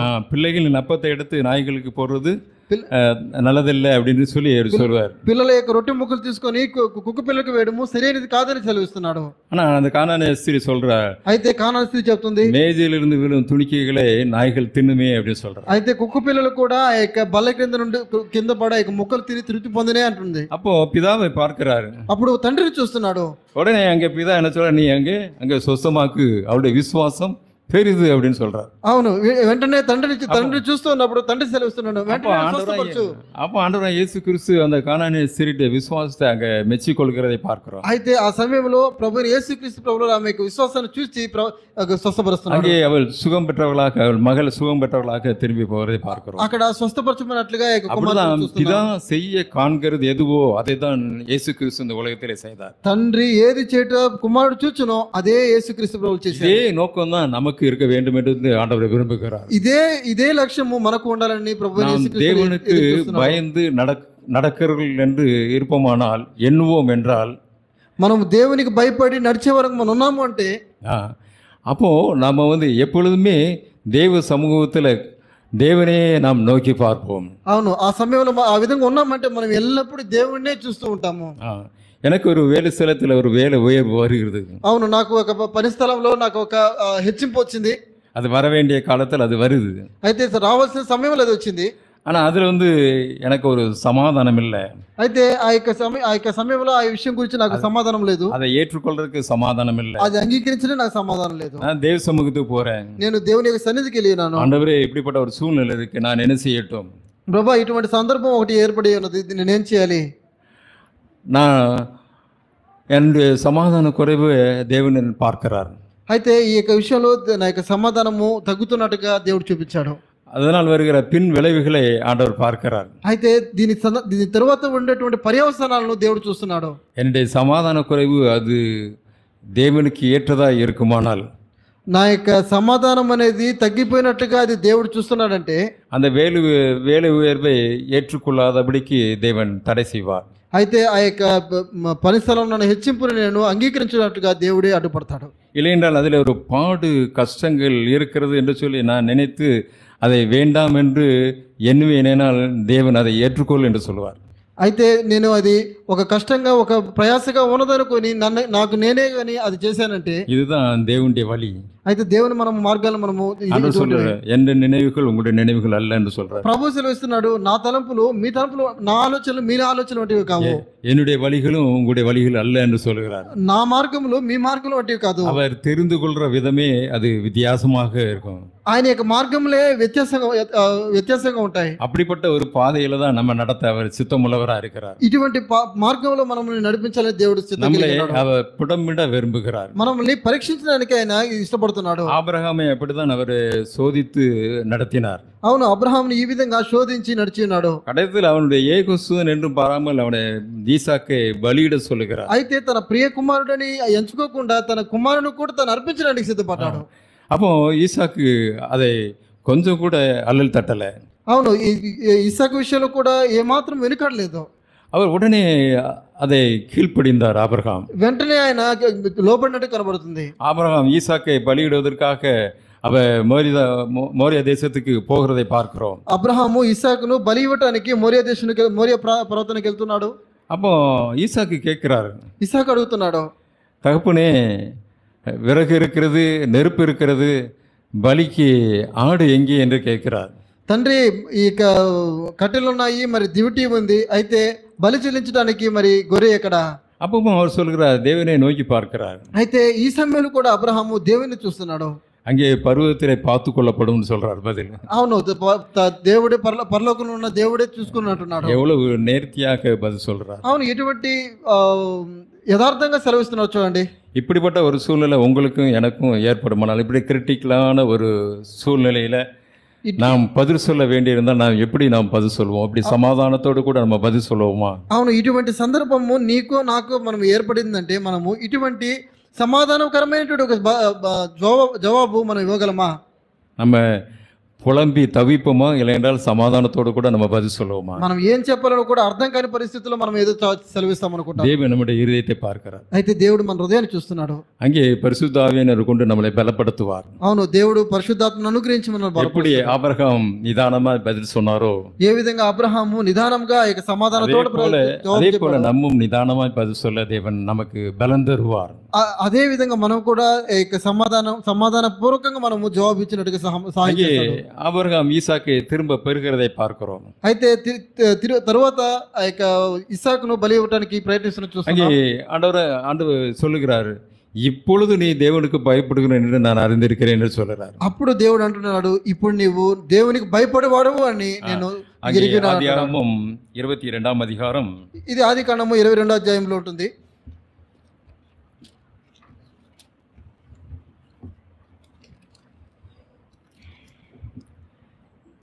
12వ వచనం. ஆதியாகமம் 22వ అధ్యాయం 12. அப்பொழுது அவர் 22:12 22:12. அப்பொழுது அவர், பிள்ளையாண்டன் மேல் உன் கையை போடாதே, அவனுக்கு ஒன்றும் செய்யாதே, நீ அவனை உன் புத்திரன் என்றும் உன் ஏக சூதன் என்றும் பாராமல் எனக்காக ஒப்பு கொடுத்தபடியினால் நீ தேவனுக்கு பயப்படுகிறன் என்று இப்பொழுது அறிந்திருக்கிறேன் என்று சொல்கிறார். 22వ అధ్యాయము 12వ వచనము. అప్పుడు ఆయన, ఆ చిన్నవాని మీద చెయ్యి వేయకము, అతను ఏమీ చేయకము, నీకు ఒక్కడే ఉన్న నీ కుమారుని నాకు ఇయ్య వినతీయలేదు కనుక నీవు దేవునికి భయపడేవాడవని ఇందువల్ల నాకు కనబడుచున్నదని. இப்படிப்பட்ட ஒரு விசுவாசம் நமக்கு தேவையா இருக்கிறது. ఇటువంటి విశ్వాసం మనకు అవసరమైనది. இந்த விசுவாசம் எப்பொழுது வருதுன்னா, நான் தேவனுக்கு பயப்படுகிற பயத்திலிருந்து வருகிறது. అవును, ఇటువంటి విశ్వాసం ఎప్పుడు వస్తుందంటే నేను దేవుని భయపడే భయం ద్వారా వస్తుంది. இதுதான் கர்த்தருக்கு பயப்படுகிற பயம். ఇది దేవునికి భయపడేటువంటి భయము. இதுதான் அவருடைய வழியிலே நம்மை நடக்க செய்யும். ఈ విషయమే మనల్ని దేవుని యొక్క మార్గంలో నడిచినట్లుగా చేస్తుంది. அப்படி தேவன் நம்மளை நடத்த விருப்பம் உள்ளவராக இருக்கிறார். ఆ విధంగా దేవుడు మనల్ని నడిపించాలని ఇష్టపడుతున్నాడు. அதே போலதான் இயேசு கிறிஸ்துவை பிதாவாகிய தேவன் பாடுகளுக்கு உட்படுத்தி சிலுவை மரணத்துக்குள்ளாக கொண்டு போகிறதை பார்க்கிறோம். అవును, అదే విధంగా యేసుక్రీస్తు ప్రభువారు కూడా తను శ్రమపడి ఆ యొక్క సిలువ మార్గంలో వెళ్ళటము చూస్తున్నాము. இயேசு கிறிஸ்துவும் தம்மை அப்படியாக அர்ப்பணிக்கிறதை பார்க்கிறோம். యేసుక్రీస్తు తను ఆ విధంగా అర్పించుకున్నట్టు మనం చూస్తున్నాం. గెత్సెమనే తోటలో அவருக்கு பெரிய ஒரு போராட்டம், சோதனை வருகிறது. గెత్సెమనే తోటలో ఆయనకి ఎంతో ఒక గొప్ప శోధన ఏర్పడింది. அங்கே அவர் கதறுகிறதை பார்க்கிறோம். అయితే అక్కడ ఆయన మహారోదనతో ప్రార్థిస్తున్నట్టు కనబడుతుంది. என் தேவனே ஏன் என்னை கைவிட்டீர் என்று அவர் கதறுகிறார். నా దేవా నన్ను ఎందుకు చేయిబిడిచితివని ఆయన ప్రార్థిస్తున్నాడు. இந்த பாத்திரம் என்னை விட்டு நீங்க கூடுமானால் நீங்கும்படி ఈ செய்யும். పాత్రను నీ చిత్తమైతే నా ఎదురు నుంచి తొలగించమని ప్రార్థిస్తున్నాడు. என்னுடைய சித்தத்தின்படி அல்ல, అయినప్పటికీ ఇది నా చిత్తం కాదు, உம்முடைய சித்தத்தின்படியே నీ ஆகிறது என்று చిత్తమే சொல்கிறார். నీ చిత్తమే జరుగును గాక అంటున్నాడు. ஆனா பிதாவுடைய சித்தம் தான் அங்கே நிறைவேறிடுச்சு. అయితే తండ్రి యొక్క చిత్తం ఏదో అది నెరవేర్చబడింది. அவ தேவனுடைய சித்தத்தை அறிந்து தேவனுடைய நோக்கத்தை அறிந்துதான் இந்த பூலோகத்துக்கு வந்தார். అవును, దేవుని యొక్క చిత్తాన్ని దేవుని యొక్క ఉద్దేశాన్ని ఎరిగే ఈ యొక్క లోకానికి వచ్చినాడు. ஆனா அந்த லோகத்தினுடைய பாவங்கள் எல்லாம் குமாரன் மீது செலுத்தப்படுகிறது. అయితే ఈ లోకం యొక్క పాపం అంతా కూడా కుమారుని మీద మోపబడి ఉన్నది. ஆனா தீமையை நோக்கி பார்க்காத சுத்த கண்ணர் என்று தேவனுக்கு பெயர் இருக்கு. అయితే ఇక పాపమును కీడును చేయనటువంటి ఒక శుద్ధ కన్నర్ అని దేవుని గురించి రాయబడింది. அவர் பாவத்தை அப்படியாக அருவருக்கிறார். అవును, పాపమును ఆయన ద్వేషించాడు. அப்படியே பழைய உடன்படிக்கையிலே பாவம் செய்த ஜனங்களை அவர் அழித்தார் என்று பார்க்கிறோம். అవును, అక్కడ పాపం చేసిన జనులను పాత నిబంధనలో నశింపచేసినట్టు కనబడుతుంది. அப்படி அழிக்காதபடிக்கு தேவனும் இரக்கமுள்ளவராய் இருந்துதான் பிதா குமாரனாகிய கிறிஸ்து அந்த உலகத்துக்கு அனுப்பினார். అవును, ఆ విధంగా వారిని నాశనం చేయకున్నట్లుగా తను కరికరంగల వాడండి తన కుమారుడు యేసుక్రీస్తు ప్రభువు వారిని ఈ లోకానికి அந்த పంపించాడు. பாவங்கள் எல்லாம் இயேசு கிறிஸ்து மேலே சுமரப்படுகிறது. ఆ యొక్క పాపములన్నీ కూడా యేసుక్రీస్తు మీద ఆయన మోపినాడు. அந்த பாவத்தை அவர் இயேசு கிறிஸ்து ஏற்றுக்கொண்டவராக இருக்கிறார். ఆ యొక్క పాపములు యేసుక్రీస్తు ప్రభువు వారు తను భరించినట్టు కనబడుతుంది. அப்பொழுது பிதா தன்னுடைய முகத்தை அங்கே மறைக்கிறார். అయితే ఆ సమయంలో ప్రభు తండ్రి తన యొక్క ముఖాన్ని அங்கே మర్చుకున్నాడు. இயேசு கிறிஸ்துக்கும் பிதாவுக்கும் இருந்த ஒரு ஐக்கியம், அதாவது ஒரு தேவ சமூகம் அங்கே மறைக்கப்படுகிறது. అవును, తండ్రికి మరి కుమారుడికి ఉన్నటువంటి ఆ యొక్క ఐక్యము లేకపోతే ఆ యొక్క నేరుగా ఉన్నటువంటి సంబంధము మరి మరుగుపడుతుంటే కనబడుతుంది. அவர் பிதா செய்ய காண்கிறது எதுவோ அதைத்தான் பூலோகத்தில் அவர் செய்து கொண்டிருந்தார். అవును, దేవుడు ఏవైతే చేయాలనుకున్నాడో అదే కుమారుడు అక్కడ చేసినాడు. அங்கே தெய்வ சமூகம் மறைக்கப்படுகிறது. దేవుని యొక్క సన్నిధి అక్కడ మరుగుపడింది. ஏனென்றால் லோகத்தினுடைய பாவங்கள் எல்லாம் அவர் மேல் சுமத்தப்பட்டு விட்டது. ఎందుకంటే లోకం యొక్క పాపములన్నీ కూడా ఆయన మీద தேவன் భరించబడుతుంది. அதை அருவருப்பாக்குறார், அதை பார்க்கல. అవును, అదే ఆ యొక్క పాపమును దేవుడు అసహించుకున్నవాడు కనబడుతుంది. இந்த பாத்திரத்தை இயேசு கிறிஸ்துவால ஏற்றுக்கொள்ள சகிக்க முடியல. అవును, ఈ యొక్క పాత్రను యేసుక్రీస్తు ప్రభువు తన త్రాగుటకు తనకి ఇష్టం లేని వాడుకున్నాడు. எனக்கு தேவனுடைய சமூகம் மறைக்கப்படுது. అవును, దేవుని యొక్క సన్నిధి నుంచి నన్ను దూరం చేస్తుంది. அதான் சொல்றேன், ஆண்டவரே இந்த பாத்திரம் என்னை விட்டு நீங்க கூடுமான நீங்கபடி செய்யுன்றார். ప్రభా, ఈ యొక్క పాత్రను నా నుంచి తొలగించగలిగితే మీరు తొలగించండి అంటున్నాడు. உங்களுடைய சமூகத்தை இழக்க நான் தயாரா இல்ல, నీ యొక్క సమూహం నుంచి నేను దూరం కావడం నాకు ఇష్టం లేదు. ஆனால் எந்த சித்தத்தின்படி அல்ல, అయినప్పటికీ కూడా నా చిత్తం కాదు, உங்களுடைய சித்தத்தின்படியே ஆகக்கூடாதுன்னு தான் మీ சொல்றேன். చిత్త ప్రకారమే జరుగును గాక. இதுதான் தேவனுக்கு பயப்படுகிற ஒரு பயம். ఇది దేవునికి భయపడే భయము. அவ்வளவா தேவ சித்தத்தை செய்ய குமாரன் தம்மை ஒப்பு கொடுத்தார். ఈ విధంగా దేవుని యొక్క చిత్తం చేయడానికి కుమారుడు తను அவர் இங்கே காரி துப்புறதோ அடிபட்டுறதோ சிலுவையில அறையிறதோ அது அவருக்கு ஒரு பொருட்டாக இல்லை. అవును, ఆయన్ని ఉమ్మివేయడమో అవమానపరచడమో కొట్టడమో రాళ్ళతో కొట్టడమో ఇదని విషయాలు కాదు. தேவ சமூகம் மறைக்கப்படுகிறது, அதுதான் அவருடைய பிரதான நோக்கமா இருந்தது. దేవుని యొక్క సన్నిధి నుంచి దూరం చేయబడము ఇదే ఆయనకు ఉన్నటువంటి గొప్ప కార్యం. பிதாவுடைய ஐக்கியத்தை அவர் இழக்க விரும்பல. తండ్రితో ఉన్నటువంటి యొక్క ఐక్యతను తాను విడిపించుకోవాలనుకోవట్లేదు. ஆனா பூரணமா பிதாவுக்கு அவர் கீழ்ப்படிந்தார். అయినప్పటికీ సంపూర్తిగా తండ్రికి లోబడ్డాడు. அந்த కాలகட்டத்தில் கூட தேவனுக்கு அவர் கீழ்ப்படிந்தார் என்று பார்க்கிறோம். అటువంటి పరిస్థితులకు కూడా దేవునికి ఆయన లోబడి ఉన్నాడు. இதே போலதான் நம்முடைய ஆவிக்குரிய வாழ்க்கையில கூட అవును, ఇదే విధంగా మన ఆత్మీయ జీవితంలో కూడా நம்மை அர்ப்பணிக்க வேண்டியவர்களா இருக்கிறோம். మనల్ని మనం అర్పించుకోవాలని వస్తున్నాం. சுவிசேஷம் எல்லாம் அழிக்கப்படணும் என்று சொல்றார். అవును, ఈ యొక్క సువిశేషం ఈ యొక్క సువార్త అందరికీ తెలియపరచబడాలని అంటున్నాడు. வேத புத்தகத்தின் ஆழத்துல சகரியா பூனன் இப்படியாக எழுதியிருக்கிறார் ஒரு இதுல. அதாவது சகரியா பூனன் வந்து வேத புத்தகத்தின் ஆழத்துல ஒரு பகுதி எழுதியிருக்கிறார். త్రూ ది బైబిల్ అనే ఒక పుస్తకం జాక్పుండర్ గారు రాసి ఉన్నారు. அங்கே சுயநலமும் பெருமையும் ஒரு மனிதன் சாகும் வரை அவனுக்கு இருக்கும் என்று எழுதியிருக்கிறார். స్వార్థము గర్వము ఒక మనుషుడికి చనిపోనంత వరకు ఉంటుంది అని రాయబడింది. பொருளாசையிலிருந்து விடுபட்டிருக்கலாம், వస్తువుల మీద ఉన్నటువంటి ఆకర్షణ నుంచి విడుదల పొందొచ్చు, இச்சையிலிருந்து விடுபட்டிருக்கலாம், మోహం నుంచి విడుదల పొందొచ్చు, இல்லையென்றால் உலக மேன்மையிலிருந்து விடுதலை பட்டிருக்கலாம், లేకపోతే లోకం యొక్క ఘనతల నుంచి మనం విడుదల పొందొచ్చు, பொறாமையிலிருந்து விடுதலை பட்டிருக்கலாம், பொறாமை అసూయ నుంచి విడుదల పొందుకోవచ్చు. ஆனா சுயநலமும் பெருமையும் என்கிற காரியம் அந்த மனிதனோடு கூட ஒட்டி இருக்கும் அப்படின்னு சொல்றாரு. అయితే ఈ యొక్క స్వార్థము గర్వము అనేది మనం జీవించినంత దినాలు ఉంటాయి. இதை எந்த ஒரு மனிதன் பார்க்கிறானோ அவன் உண்மையான ஆவிக்குரிய மனிதன் என்று சொல்லுகிறார். అయితే ఏ మనుషుడైతే ఈ యొక్క నిజమైనటువంటి విషయాన్ని తను గ్రహిస్తాడో వాడు నిజమైనటువంటి ఆత్మీయుడు. அது 2 வெங்காயம் மாதிரி அவர் சொல்றார். 2 சுயநலம் ஒரு பெரிய வெங்காயம், அதே போல பெருமைங்கிறது ஒரு பெரிய வெங்காயம். అది సహోదరుడు చెప్తున్నప్పుడు ఏ విధంగా వివరిస్తారంటే అది ఒక పెద్ద 2 ఉల్లిపాయలతో సమానము. అది గర్వము స్వార్థము. அதை உரிக்க தான் அது என்ன செய்யும், அது குறைஞ்சு கொண்டே வரும். అయితే ఆ యొక్క ఉల్లిపాయని ఏ విధంగా మనం ఒలుస్తూ ఉండగా మరి అంతం అవుతుందో అదే విధంగా ఉంటుంది. அப்படி யாரெல்லாம் அதை பார்க்குறாங்களோ, அந்த சுயநலத்தையும் பெருமையும் பார்த்து அதை அழிக்க விரும்புகிறாங்களோ அவங்க தான் உண்மையான దేవునికి பயந்து நடக்கிற மனுஷர்கள் என்று அங்கே சொல்லப்பட்டிருக்கு. తనలో ఉన్నటువంటి ఆ యొక్క స్వార్థాన్ని తన గర్వాన్ని ఎవరైతే దాన్ని గ్రహించి దాన్ని అంతమొందించడానికి ఇష్టపడతారో వారు మాత్రమే నిజమైన ఆత్మీయులుగా మార్చబడతారు. இப்படி நாம் தேவனுக்கு பயந்து நாம் ஜீவிக்க வேண்டியவர்களா இருக்கிறோம். అవును, ఈ విధంగా మనము దేవునికి భయపడి మనము జీవించాలి. தேவனுக்கு பயப்படுகிற ஒரு பயம். అవును, ఇది దేవునికి భయపడవలసిన ఒక భయం. நாம் ఎదుకలమో பயந்துட்டு இருக்கோம். అవును, మనం ఏదేదో దేని కొరకు మనం భయపడుతున్నాం. இது தேவ பயம்ங்கிறது இல்லை. అయితే ఇవి దేవుని భయం కాదు. ఇవి என்னுடைய பிதா என்னை குறித்து வைத்திருக்கிற நோக்கம் அது நிறைவேறாமல் போய்விடக்கூடாது என்ற ஒரு பயம் நமக்கு வேண்டும். అవును, నా యొక్క తండ్రి నా మీద ఉన్నటువంటి ఆ యొక్క ఉద్దేశాన్ని నెరవేర్చబడకుండా పోకూడదు అనేది భయము.